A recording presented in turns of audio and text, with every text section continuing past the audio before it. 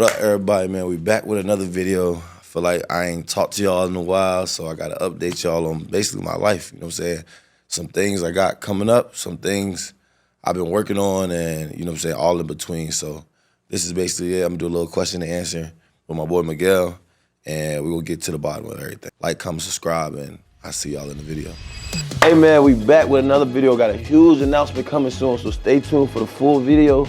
But before we get into the video, I gotta let y'all know I'm sponsored by the one and only Prospect, the best daily fantasy sports app ever. And for my picks for the day, I'm going Shea over on the points. It's an elimination game. He's gonna go crazy. I'm going Jalen Williams also over on the points. I think them duo is probably the best duo in the playoffs. And I'm going Tyrese Halliburton over on the assists. Those are my three picks. Tap in, use code BGU for a guaranteed $50 when you use $5 at lineups. That's $50 guaranteed for $5 lineups. You can't beat it. You know what I'm saying? Stay tuned for the rest of the video. Let's get to this money. What are your thoughts? How do you feel about this new team? I'm excited. You know what I'm saying? I got picked. I got actually replaced Kemba Walker. So, that's big shoes to fill. And then we have, a vet in the big three with Jason Richardson. We got a newcomer with Montrezl Harrell who is absolute. He could dribble it, shoot it, score it, post up. He could do everything, you know what I'm saying? Got Amir Johnson, another vet. Chris Allen, me and him kind of battled it out a little bit last year when he was on the enemy's team. And then Dr. J, you know what I'm saying, one of the GOATs of the basketball as a coach. So I feel like we got all the components that we need. I'm ready to get in there and work and kind of like, build chemistry as a team and as well as, soak up as much as much knowledge from those vets and people that have played at the higher level as I can. And I feel like I did a good job of that last year with Bees and Rio and Reggie, and I'm gonna just try to capitalize on that again this year and then just keep getting better. All right, so you already mentioned the big names that you're going to be playing alongside with, which is pretty incredible. And you have Dr. J as like, bro, that's crazy. But what are you most excited about when you think about this team? When I think about this team, the thing I'm most excited, I'm really excited to play with Montrez. I think me and him both give off that like junkyard dog energy. You know what I'm saying? Where we will mix it up on defense, and when we score on you, we'll tell you about how we scoring on you. You know what I'm saying? How you can't guard us and stuff like that. So I just feel like I'm excited to feed off that energy with him and him feed off my energy, and then we just kind of like, you know what I'm saying, use that to excel our team, and then we might just become like a villain of the big three, how we just talk shit and then how we back it up on the court. So I feel like I'm excited for that dynamic. You know what I'm saying? I feel like that could be a scary duo with me and him. With him running pick and roll or him just isolating and me isolating, you know what I'm saying? Things that we are great at, you know what I'm saying? One-on-one players as well as 5-on-5 players or 3-on-3 players, whatever other type of basketball it is. So I'm excited for that, and I'm excited to get coached by Dr. J. I think like he has so much knowledge, so much wisdom when it comes to basketball, playing at the level he played at, and being like the stature of player that he is. Still hear people talk about him to this day, and I think that rings bells to how great of a player he was. And then he'd been a coach in the Big Three for a little while, so I think just soaking up all the knowledge I can from him would be exciting. But I'm also excited about finally getting like a lead guard role. I think maybe I might not start, but like me and Chris Allen are kind of in the same boat where we trying to prove ourselves in the league. So it wouldn't be like I'm behind a vet and I got to be behind him. It would be more like, you know what I'm saying, me and him fighting it out for the lead guard role. And I think that's healthy because it'll sharpen both of us and keep both of us at the top of our game. Like, it's no because you're a vet you're going to play. It's more like you have to produce to play. And I think that would make both of us produce at the highest level. So you just discussed this new role. And having to fight for a spot. So knowing this going into the season, what is your preparation going to be like for this upcoming season? I think main thing is always staying in shape. You know what I'm saying? You always got to be, as a pro, you have to always be in shape. always be sharp. So, you know what I'm saying, I'm sharpening up most of my skills that I usually work on, and just making sure that my body is at 100% going into week one. I think also something I've been working on is just shooting it off of the dribble more, and then off the ball screen actions, just because like I said, I can see me and Montrez being a crazy two-man game, where we running the pick and roll and stuff like that. So I just want to make sure that I'm ready and willing, as well as I've been working on like my off the dribble passes, just because I think as well as me coming off the ball screen with Montrez, Jason Richardson is a knockdown shooter, so that I need to make sure I get it to him in a timely fashion with like precision. So just working on all those things, because I feel like it would be advantageous for me to do those things within the season and with our team, how our team is built. So I think that's the main thing, three things that I've been working on the most.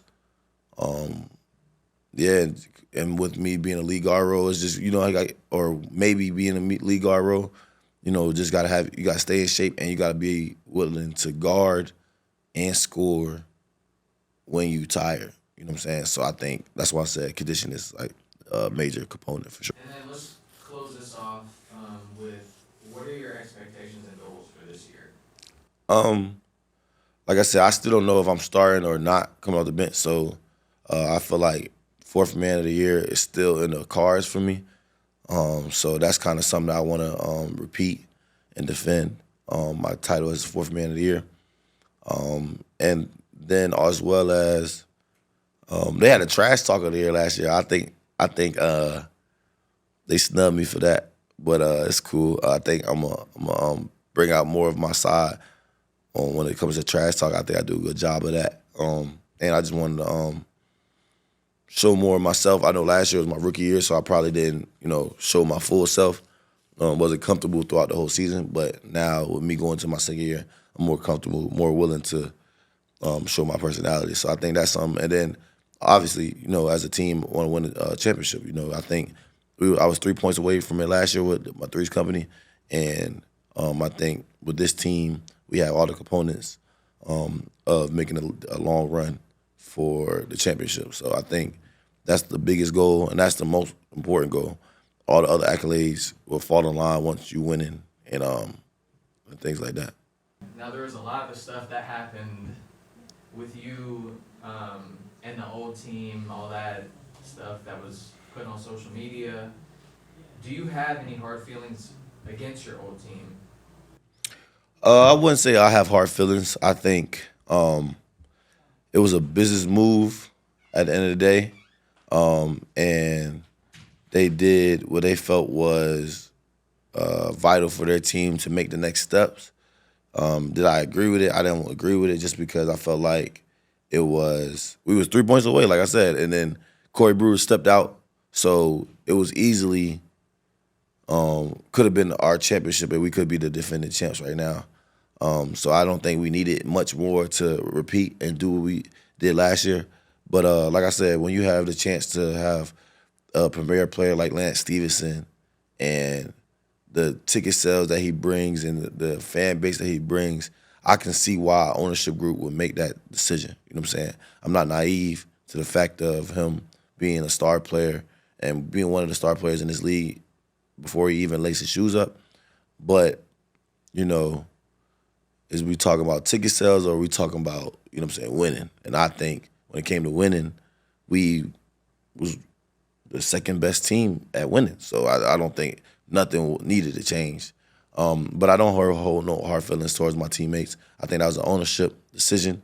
And I just want to make sure that, Miami 305 ownership, maybe not regret not picking me, but definitely understand that they might have made the wrong decision. Going along with that, is there any specific matchups or teams that you have circled on the calendar for this year? I think Miami 305 is for sure somebody I have circled just because of, the situation that happened and me, being placed in the draft pool due to them picking Lance Stevenson. I don't think me not getting picked was only their fault, but I think if anybody I thought I was gonna get picked by, it would have been my old team, and they brought everybody back but me. So it kind of so it's a little like just want to make a statement game against them so that the ownership group can understand that they might have made a wrong decision for sure. I think other than that, Briscoe and the trilogy is another matchup that I'm circling on my calendar. Me and him been going back and forth for a year and a half about just him thinking that he in a different caliber than me, and then me showing him again and again that he's not. You know what I'm saying? We one of the same, my boy. So I won that matchup last year. We had a better season than seeded him last year. Individually, he had a better season than me, probably. Not probably, but he definitely had a better season than me.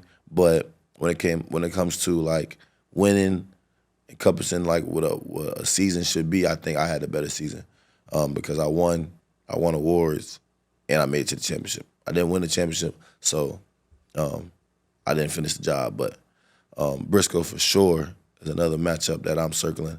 And then if I had to choose one more, it'd probably be the LA Riot because they have Dwight Howard, they got Jordan Crawford, they got Wesley Johnson, they got Jeff Teague, they got Elijah Stewart, and I got a mad respect for all those guys, and it's just more of a competitive.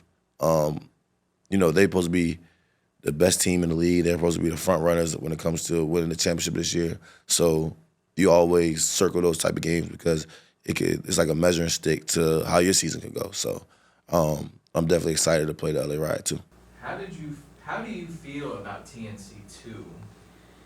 I think TNC 2 was a moment in the YouTube community with like the magnitude and how well it was produced and everything that they did. I think like I wouldn't even imagine TNC 2 being as big as it was.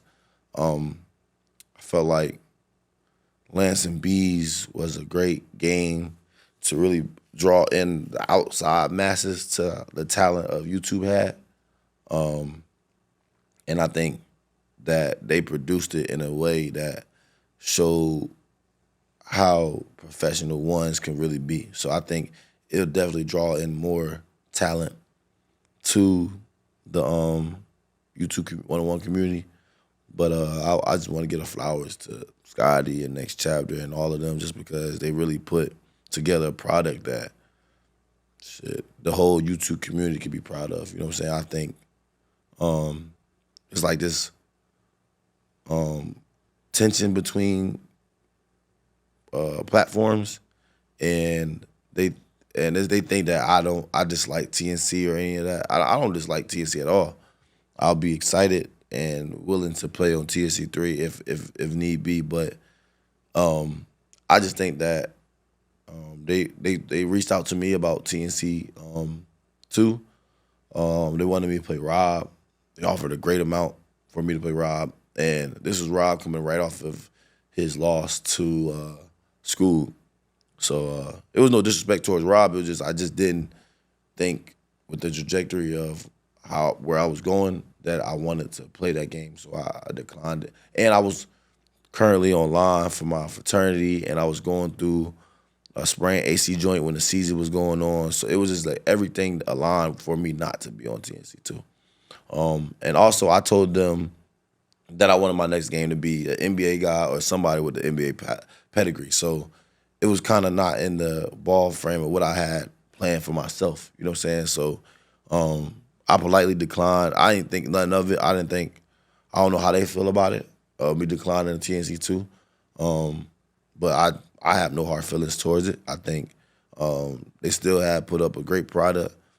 And, we had Kyrie there. They had all type of NBA pros and all-stars and like Twitch streamers and everybody, like literally everybody came and watched this moment. And I felt like that was how TNC 1 was, but TNC 2 was produced at such a higher level that it like took TNC 1 off the map. You know what I'm saying? I think the matchups was better in TNC 1 and the storylines, but I think TNC 2 with the production and how they made everything and how it was on Prize Picks, like the world was at a pause while TNC2 was happening. So I felt real good about TNC2, and then with that being said, I think TNC3, like I can't even imagine like how they gonna do to up that one. So I think they got some big shoes to fill to kind of up what they just did with TNC2. But I just want to give my flowers to TNC for sure because they did their thing with that one. Do you have any feelings of being slighted for not being on this card? I know you just talked a little bit about how you declined it yourself, but yeah, just give us a little bit about your thought process on that. I battled with it for a while about not going or if I should go. You know what I'm saying? You know, paydays like that, you know, it's hard to turn down. But I'm a bigger picture type of person. And I felt like after the Free game, it was nobody in the YouTube community that I really cared to play, that I was going to work out, train, and get up for. You know what I'm saying? The Free game was a statement game for me because I felt like people were slighting me and saying that he beat me and stuff like that.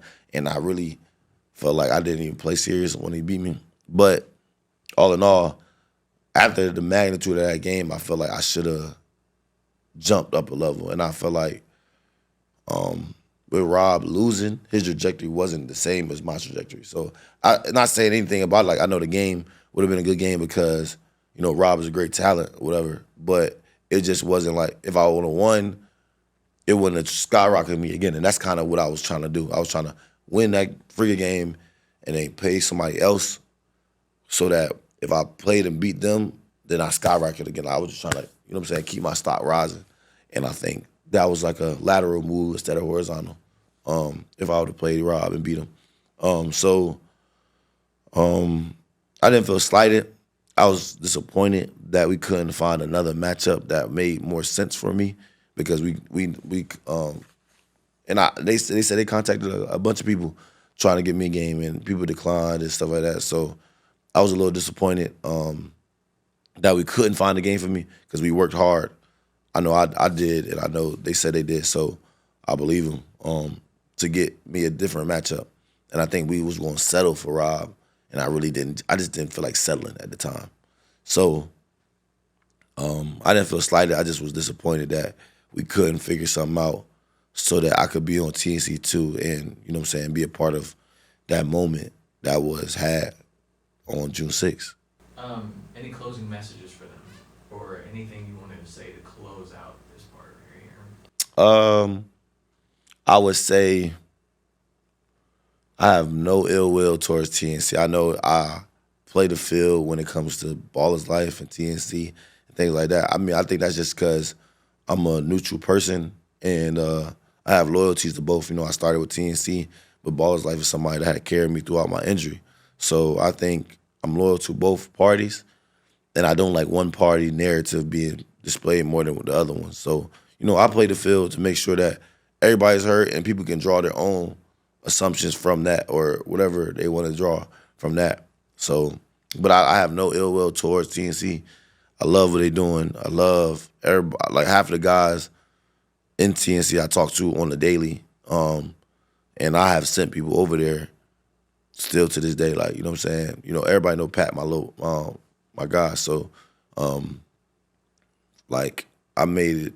Well, I helped orchestrate that so that he could get over there. And whenever he talked to me, I'm like, bro, next chapter is where you need to be. So, you know what I'm saying? I feel like, but as well as I'll tell him Ballers Life where you need to be. Like, I just stay out of it. You feel me? So, I think my recent podcast kind of was me putting my 2 cents in, and people think I'm on one side other than the other one. I don't have a side.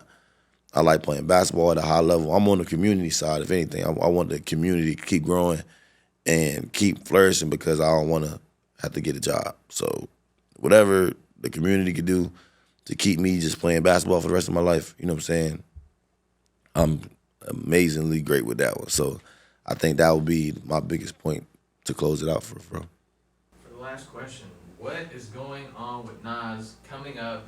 Anything new events? What is it? What's going on next? Hey, man, I've been waiting a long time to announce this. It's finally paperwork signed, sealed, delivered. Everything is locked in. But I think this is what I really was waiting on when it came to TNC2 and why I didn't do it, because of something like this was in the works and it finally happened. So you heard it here first, man. July 27th, me versus Isaiah Briscoe, 1-on-1. It's finally happening. I know it's been a year and time and some change of just talking, going back and forth. We done went live, going back and forth at each other. You know what I'm saying? He think I can't fuck with him. I think I got his card. And, you know, it all is laid out on July 27th in the DMV area. I think the Lance and Beasley game was a huge game for the community because it was two NBA greats going at it.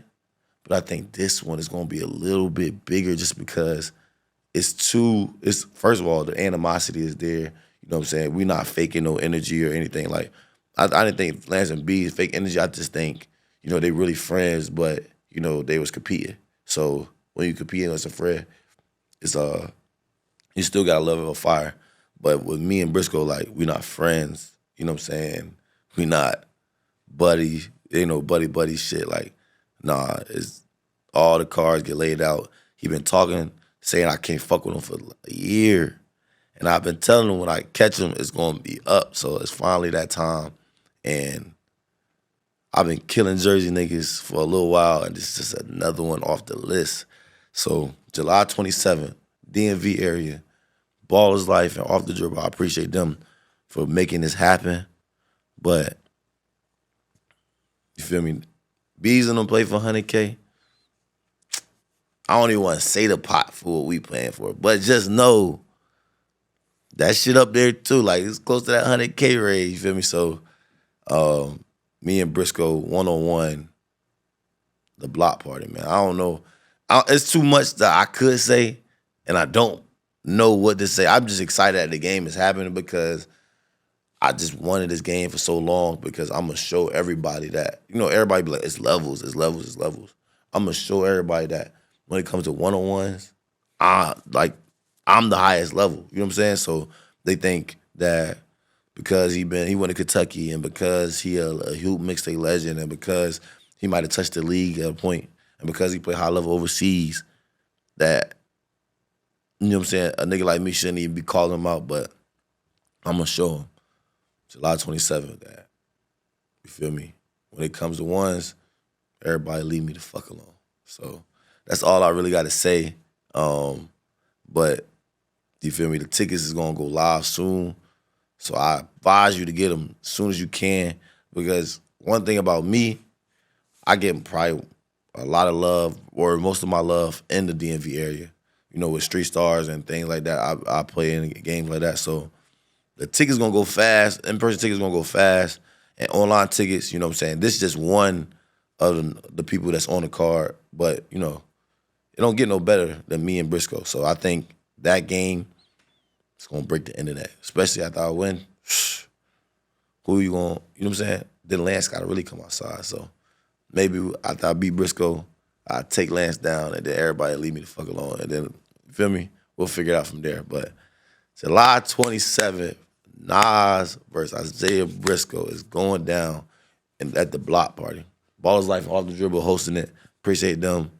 And you feel me? If you want to be a part of another moment in history when it comes to the YouTube community, be there, copy a ticket.